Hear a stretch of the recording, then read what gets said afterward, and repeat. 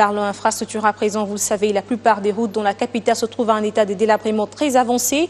La route Mokali, dont la commune de Kimbantseke en fait partie. Le ministre des ITPR s'est rendu sur cette voirie pour palper du doigt les réalités de cette chaussée qui ne facilite pas la fluidité ni la circulation des personnes et de leurs biens. Sa présence ici sur la route Mokali, en état de délabrement très avancé, démontre l'intérêt que le gouvernement accorde à cette chaussée en vue de faciliter la fluidité et la circulation des usagers de ces tronçons routiers.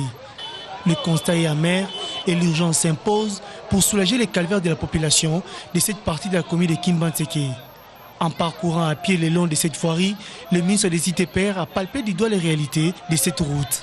Nous allons prendre des dispositions pour que le plus rapidement possible les travaux puissent être lancés sur cet axe. On a vu que c'est une voie qui est très fréquentée. Il y a une population très nombreuse dans les parages, mais la situation devient de plus en plus pénible.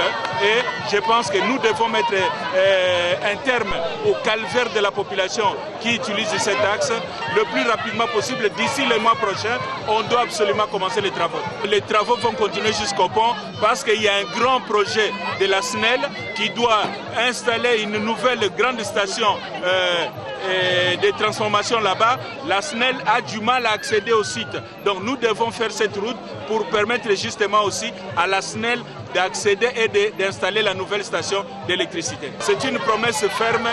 Cette année, la route Mokali sera réhabilitée.